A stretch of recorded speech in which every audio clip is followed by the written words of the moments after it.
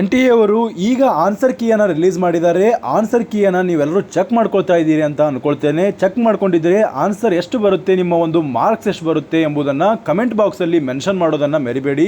ಅದರ ಜೊತೆಗೆ ನಿಮ್ಮ ಕೆಟಗರಿ ಯಾವ್ದು ಬರುತ್ತೆ, ರಿಸರ್ವೇಷನ್ ಏನು ಬರುತ್ತೆ ಎಂಬುದನ್ನು ಕೂಡ ಕಮೆಂಟ್ ಬಾಕ್ಸಲ್ಲಿ ಮೆನ್ಷನ್ ಮಾಡಿ. ಅದರ ಜೊತೆಗೆ ಒಂದು PDF ಅನ್ನು ರಿಲೀಸ್ ಮಾಡಿದ್ದಾರೆ. ಈ PDF ಅಲ್ಲಿ ಯಾವ ಒಂದು ಇನ್ಫಾರ್ಮೇಷನ್ ಇದೆ ಎಂಬುದನ್ನು ನಿಮಗೆ ಅಚ್ಚ ಕನ್ನಡದಲ್ಲಿ ಎಕ್ಸ್ಪ್ಲೇನ್ ಮಾಡಲಿದ್ದೇನೆ. ಮೊದಲಿಗೆ ನಿಮಗೆ ಎಕ್ಸಾಮನ್ನು ಬರೆದಿರಲ್ಲ, ನೀಟ್ ಎಕ್ಸಾಮನ್ನು ಬರೆದಿರಲ್ಲ, ಅದಕ್ಕೆ ಫೀಸನ್ನು ತುಂಬಿದಿರಲ್ಲ, ಆ ಫೀಸನ್ನು ನಿಮಗೆ ರೀಫಂಡ್ ಮಾಡ್ತಾ ಇದ್ದಾರೆ. ಆ ಒಂದು ಬ್ಯಾಂಕ್ ಡೀಟೇಲ್ಸನ್ನು ಕರೆಕ್ಷನ್ ಮಾಡ್ಕೊಳ್ಳೋದಕ್ಕೆ ಇನ್ನೊಂದು ಅವಕಾಶವನ್ನು ಕೊಟ್ಟಿದ್ದಾರೆ. ನೀವು ಕರೆಕ್ಟ್ ಇದ್ದರೆ ಅಷ್ಟೇ ಬಿಡಿ, ಇಲ್ಲಾಂದರೆ ಕರೆಕ್ಷನ್ ಮಾಡಿಕೊಂಡು ಆ ಒಂದು ಬ್ಯಾಂಕ್ ಡೀಟೇಲ್ಸನ್ನು ಪ್ರೊವೈಡ್ ಮಾಡಿ. ಮೊದಲನೇ ಪಾಯಿಂಟಲ್ಲಿ ಏನು ಹೇಳ್ತಾ ಇದ್ದಾರೆ ಅಂದರೆ, ಈ ವರ್ಷದ ಎಕ್ಸಾಮಲ್ಲಿ, ಈ ಮೊನ್ನೆ ಬರೆದಿರುವಂತಹ ರೀನೀಟ್ ಎಕ್ಸಾಮಲ್ಲಿ 21 ಜೂನ್ 2026 ನಡೆದಿರುವಂತಹ ಈ ಒಂದು ಎಕ್ಸಾಮಲ್ಲಿ ಅಪ್ರಾಕ್ಸಿಮೇಟ್ಲಿ 20 ಲಕ್ಷ ವಿದ್ಯಾರ್ಥಿಗಳು ಎಕ್ಸಾಮನ್ನು ಬರೆದಿದ್ದಾರೆ ಅಂತ ಹೇಳ್ತಾ ಇದ್ದಾರೆ. ಅಷ್ಟೇ ಅಲ್ಲದೆ ಇಂಪಾರ್ಟೆಂಟ್ ಆಗಿರುವಂತಹ ವಿಷಯವನ್ನು ಹೇಳ್ತಾ ಇದ್ದಾರೆ. ಏನಂದರೆ, ನಾವು ರಿಸಲ್ಟನ್ನು ಕೂಡ ಫೈನಲೈಸೇಷನ್ ಮಾಡ್ತಾ ಇದ್ದೇವೆ. ಈ ಫೈನಲ್ ರಿಸಲ್ಟನ್ನು ನಿಮಗೆ ಶೀಘ್ರದಲ್ಲಿ ರಿಲೀಸ್ ಮಾಡ್ತಾ ಇದ್ದೇವೆ, ಅಂದರೆ ಭಾಳ ಅರ್ಲಿಯಲ್ಲಿ ನಿಮಗೆ ರಿಲೀಸ್ ಮಾಡ್ತಾ ಇದ್ದೇವೆ ಅಂತ ಹೇಳ್ತಾ ಇದ್ದಾರೆ.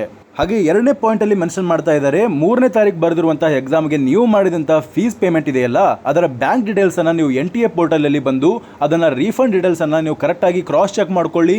ಕ್ರಾಸ್ ಚೆಕ್ ಮಾಡಿಕೊಂಡು ಇನ್ನೊಂದು ಬಾರಿ ನೀವು ಅವಕಾಶವನ್ನು ಕೊಟ್ಟಿದ್ದೇವೆ, ಇನ್ನೊಂದು ಬಾರಿ ಬ್ಯಾಂಕ್ ಡೀಟೇಲ್ಸನ್ನು ನೀವು ಕರೆಕ್ಷನ್ ಮಾಡ್ಕೊಳ್ಬೋದು ಅಂತ ಹೇಳ್ತಾ ಇದ್ದಾರೆ. 3ನೇ ಪಾಯಿಂಟಲ್ಲಿ ಮೆನ್ಷನ್ ಮಾಡಿದ್ದಾರೆ, ನಿಮಗೆ ಅಡ್ಮಿಟ್ ಕಾರ್ಡನ್ನು ರಿಲೀಸ್ ಮಾಡಿದಾಗ ಅವಾಗ ನಿಮಗೆ ಇನ್ನೊಂದು ಬಾರಿ ಕರೆಕ್ಷನ್ ಮಾಡ್ಕೊಳ್ಳೋದಕ್ಕೆ ನಾವು ಅವಕಾಶವನ್ನು ಕೊಟ್ಟಿದ್ದೀವಿ, ಅವಾಗ ನೀವು ಕರೆಕ್ಷನ್ ಮಾಡ್ಕೊಂಡಿದ್ದೀರಿ ಅಂತ ನಾವು ಭಾವಿಸ್ತೇವೆ ಅಂತ ಹೇಳ್ತಾ ಇದ್ದಾರೆ. ಆದರೆ ಅಪ್ರಾಕ್ಸಿಮೇಟ್ಲಿ 90 ಲ್ಯಾಕ್ ವಿದ್ಯಾರ್ಥಿಗಳು ಇದನ್ನು ಅಪ್ಡೇಟ್ ಮಾಡ್ಕೊಂಡಿದ್ದಾರೆ, ಕನ್ಫರ್ಮ್ ಮಾಡಿದ್ದಾರೆ ಬ್ಯಾಂಕ್ ಡೀಟೇಲ್ಸನ್ನು. ಆದರೆ ಇನ್ನೂ ಕೆಲವೊಂದು ವಿದ್ಯಾರ್ಥಿಗಳು ನೋ ರೀಫಂಡ್ ಅಂತ ಕೆಲವೊಂದು ಟಚ್ ಮಾಡಿ ಅವಸರದಲ್ಲಿ ಒಂದು ಅಡ್ಮಿಟ್ ಕಾರ್ಡನ್ನು ಡೌನ್ಲೋಡ್ ಮಾಡ್ಕೊಂಡಿದ್ದಾರೆ. ಅಂಥವರಿಗಾಗಿ ನಾವು ಇನ್ನೊಂದು ಬಾರಿ ಅವಕಾಶವನ್ನು ಕೊಡ್ತಾ ಇದ್ದೇವೆ. ನೀವು ಏನು ಮಾಡ್ಬೋದು, ಈ ಡೀಟೇಲ್ಸನ್ನು ಇನ್ನೊಂದು ಬಾರಿ ಪ್ರೊವೈಡ್ ಮಾಡ್ಬೋದು ಅಂತ ಹೇಳ್ತಾ ಇದ್ದಾರೆ. ಈಗ ಒಂದು ಫೈನಲ್ ಆಪರ್ಚುನಿಟಿಯನ್ನು ಕೊಡ್ತಾ ಇದ್ದೇವೆ ಎಲ್ಲ ವಿದ್ಯಾರ್ಥಿಗಳಿಗೂ ಕೂಡ, ನೀವು ಈ ಒಂದು ರೀಫಂಡನ್ನು ಪಡೆದುಕೊಳ್ಬೋದು. ಆದ್ದರಿಂದ ಈ ಒಂದು ಬ್ಯಾಂಕ್ ಡೀಟೇಲ್ಸನ್ನು ಪ್ರೊವೈಡ್ ಮಾಡಿ. ನಾವು ಎಲ್ಲರಿಗೂ ಆಪರ್ಚುನಿಟಿನ ಕೊಟ್ಟಿದ್ದೀವಿ. ನಾವು ಮೇನಾಗಿ ಕನ್ಸಿಡರ್ ಮಾಡ್ತಾ ಇರೋದು, ಅಡ್ಮಿಟ್ ಕಾರ್ಡನ್ನು ಡೌನ್ಲೋಡ್ ಮಾಡ್ಕೊಳ್ಳುವಾಗ ಡೀಟೇಲ್ಸ್ ಪ್ರೊವೈಡ್ ಮಾಡಿರ್ತಾರಲ್ಲ, ಆ ಒಂದು ಡೀಟೇಲ್ಸನ್ನು ನಾವು ಕನ್ಸಿಡರ್ ಮಾಡ್ತಾ ಇದ್ದೆವು. ಬಟ್ ಇನ್ನೂ ಕೆಲವೊಂದು ವಿದ್ಯಾರ್ಥಿಗಳು ಈ ಒಂದು ಆಪ್ಷನನ್ನು ಟಚ್ ಮಾಡದೇ ಇರೋದು ಕಾರಣ ನಾವೇನು ಮಾಡ್ತಾ ಇದ್ದೇವೆ, ಈಗ ನಿಮಗೆ ಇನ್ನೊಂದು ಬಾರಿ ಅವಕಾಶನ ಕೊಡ್ತಾ ಇದ್ದೇವೆ ಅಂತ ಹೇಳ್ತಾ ಇದ್ದಾರೆ. ಬೇರೆಯವರು ಕೂಡ ಲಾಗಿನ್ ಆಗಿ ನೋಡ್ಬೋದು. ಕ್ಯಾಂಡಿಡೇಟ್ ಅವರಿಗೆ ನಿಮಗೆ ಬ್ಯಾಂಕ್ ಡೀಟೇಲ್ಸನ್ನು ಅಲ್ಲಿ ತೋರಿಸ್ತಾರೆ, ನೀವು ಸಬ್ಮಿಟ್ ಮಾಡುವಂಥ ಬ್ಯಾಂಕ್ ಡೀಟೇಲ್ಸನ್ನು ತೋರಿಸ್ತಾರೆ. ಆ ಡೀಟೇಲ್ಸ್ ಕರೆಕ್ಟಾಗಿದ್ದರೆ ನೀವೇನು ಮಾಡ್ತೀರಾ ಅಂದರೆ, ಆ ಡೀಟೇಲ್ಸ್ಗಳು ಸರಿಯಾಗಿದೆ ಅಂತ ನೀವು ಅಲ್ಲಿ ಚೆಕ್ ಬಾಕ್ಸಲ್ಲಿ ಇರುವಂಥದ್ದನ್ನು ಚೆಕ್ ಮಾಡಿ ನೀವು ಟಿಕ್ ಮಾಡ್ತೀರಾ ಅಷ್ಟೇ. ಯಾವ ವಿದ್ಯಾರ್ಥಿದು ರಾಂಗ್ ಆಗಿದೆಯೋ ಅವರು ಕರೆಕ್ಷನ್ನ ಮಾಡ್ಕೊಳ್ಬೋದಾಗಿರುತ್ತೆ. ಅದೇ ರೀತಿಯಲ್ಲಿ ಯಾರಿಗೆ ರೀಫಂಡ್ ಬೇಡವಾಗಿರುತ್ತೋ ನೀವು ನೋ ರೀಫಂಡನ್ನು ಟಚ್ ಮಾಡ್ಬೋದಾಗಿರುತ್ತೆ. ಈ ಒಂದು ಪೋರ್ಟಲ್ ನಿಮಗೆ 30ನೇ ತಾರೀಕುವರೆಗೆ ಓಪನ್ ಆಗಿರುತ್ತೆ. 30ನೇ ತಾರೀಕು ಒಳಗಡೆ ನೀವು ಈ ಒಂದು ರೀಫಂಡನ್ನು ಚೇಂಜ್ ಮಾಡ್ಕೊಳ್ಬೋದಾಗಿರುತ್ತೆ. ಮುಂದುವರೆದು ಇಲ್ಲಿ ನಿಮಗೆ ಯಾವ ರೀತಿ ಸ್ಟೆಪ್ಸ್ಗಳನ್ನು ಫಾಲೋ ಮಾಡಬೇಕು ಎಂಬುದನ್ನು ಮೆನ್ಷನ್ ಮಾಡಿದ್ದಾರೆ. ಅಷ್ಟೊಂದು ಇಂಪಾರ್ಟೆನ್ಸ್ ಇಲ್ಲ ಇದಕ್ಕೆ. ಮುಂದುವರೆದು ಹೇಳ್ತಾ ಇದ್ದಾರೆ, ನಿಮಗೆ ಇಂಪಾರ್ಟೆಂಟ್ ಏನಂದರೆ, ನೀವು ಹಾಕಿರುವಂತಹ ಬ್ಯಾಂಕ್ ಡೀಟೇಲ್ಸ್ಗಳಿದಾವಲ್ಲ, ಅದನ್ನು ಕರೆಕ್ಟಾಗಿದೆಯೋ ಇಲ್ಲವೋ ಅನ್ನೋದನ್ನು ನೀವೇ ಕರೆಕ್ಷನ್ ಮಾಡ್ಕೊಳ್ಬೇಕು. ನಿಮಗೆ ರೀಫಂಡ್ ಬಂದಿಲ್ಲ ಅಂದರೆ ಮತ್ತೆ ನೀವು NTA ಕೇಳಿದ್ರೆ ಅವರು ಯಾವುದೇ ರೀತಿಯ ರೆಸ್ಪಾನ್ಸಿಬಿಲಿಟಿ ಅವ್ರಿಗೆ ಹತ್ತಿರ ಇರೋದಿಲ್ಲ ಅಂತ ಹೇಳ್ತಿದ್ದಾರೆ. ನೀವು ಕೊಟ್ಟಿರುವಂಥ ಬ್ಯಾಂಕ್ ಇದೆಯಲ್ಲ, ಆ ಬ್ಯಾಂಕ್ ಕರೆಕ್ಟಾಗಿ ವರ್ಕ್ ಮಾಡ್ತಿರಬೇಕು, ಆ ಬ್ಯಾಂಕ್ ಈಗ ಚಾಲ್ತಿಯಲ್ಲಿರಬೇಕು, ಆ ಬ್ಯಾಂಕಲ್ಲಿ ನಿಮಗೆ ಕರೆಕ್ಟಾಗಿ OTP ಬರ್ತಾ ಇರಬೇಕು. ಎಲ್ಲವುಗಳು ಕೂಡ ಕರೆಕ್ಟಾಗಿದ್ದಾಗ ಮಾತ್ರ ಅಂತಹ ಬ್ಯಾಂಕ್ ಡೀಟೇಲ್ಸನ್ನು ನೀವು ಪ್ರೊವೈಡ್ ಮಾಡಿ ಅಂತ ಹೇಳ್ತಿದ್ದಾರೆ.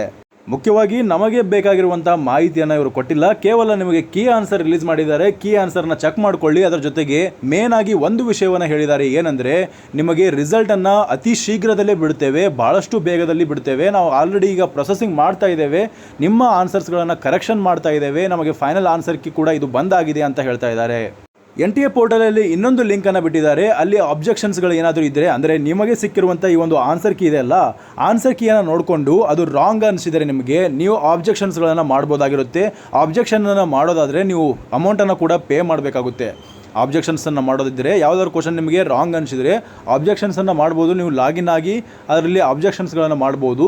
ಆಬ್ಜೆಕ್ಷನ್ಸನ್ನು ಮಾಡಿದಾಗ ನೀವು ಪೇಮೆಂಟನ್ನು ಕೊಡಬೇಕಾಗುತ್ತೆ. ಪೇಮೆಂಟ್ ಕೊಟ್ಟು ಆಬ್ಜೆಕ್ಷನನ್ನು ಮಾಡ್ಬೋದಾಗಿರುತ್ತೆ. ಈ ರೀತಿಯ ಆಬ್ಜೆಕ್ಷನ್ಸ್ಗಳನ್ನು ಮುಖ್ಯವಾಗಿ ದೊಡ್ಡ ದೊಡ್ಡ ಇನ್ಸ್ಟಿಟ್ಯೂಟ್ಗಳು ಮಾಡ್ತವೆ. ಎಕ್ಸಾಂಪಲ್ ಆಗಿ ಅಲೈನ್, ಆಕಾಶ್ ಅಂತಹ ಒಂದು ದೊಡ್ಡ ದೊಡ್ಡ ಇನ್ಸ್ಟಿಟ್ಯೂಟ್ಗಳಿದಾವಲ್ಲ, ಅಂಥವ್ರು ಏನು ಮಾಡ್ತಾರೆ ಅಂದರೆ, ಈ ಪೋರ್ಟಲನ್ನು ಓಪನ್ ಮಾಡಿ ಅದರಲ್ಲಿ ಸ್ಟೂಡೆಂಟ್ ಲಾಗಿನ್ ಆಗಿ ಅವ್ರು ಏನು ಮಾಡ್ತಾರೆ, ಆ ಒಂದು ಆನ್ಸರ್ಸ್ಗಳನ್ನು ಈ ರೀತಿ ತಪ್ಪಾಗಿದೆ ಅಂತ NTA ಅದನ್ನು ತಿಳಿಸ್ತಾರೆ. ಅದರಿಂದ ಏನಾಗುತ್ತೆ, ಗ್ರೇಸ್ ಬರುವಂಥ ಸಾಧ್ಯತೆ ಕೂಡ ಇರುತ್ತೆ. ಆ ಒಂದು ಪೋರ್ಟಲಲ್ಲಿ ನಿಮಗೆ ಯಾವ ಕೆಲಸ ಇರೋದಿಲ್ಲ, ನೀವು ಲಾಗಿನ್ ಆಗೋದಕ್ಕೆ ಹೋಗಬೇಡಿ ನಿಮಗೆ ಇಂಟ್ರೆಸ್ಟ್ ಇಲ್ಲ ಅಂದರೆ. ಇದಿಷ್ಟಾಗಿತ್ತು ಈವರೆಗಿನ ಮಾಹಿತಿ. ಈ ಮಾಹಿತಿ ನಿಮಗೆ ಇಷ್ಟವಾಗಿದ್ದರೆ ಚಾನಲ್ನ ಸಬ್ಸ್ಕ್ರೈಬ್ ಮಾಡಿಕೊಳ್ಳಿ. ಹಾಗೆ ನಿಮ್ಮ ಫ್ರೆಂಡ್ಸ್ಗಳಿಗೂ ಈ ವಿಷಯವನ್ನು ಶೇರ್ ಮಾಡಿ. ಧನ್ಯವಾದಗಳು.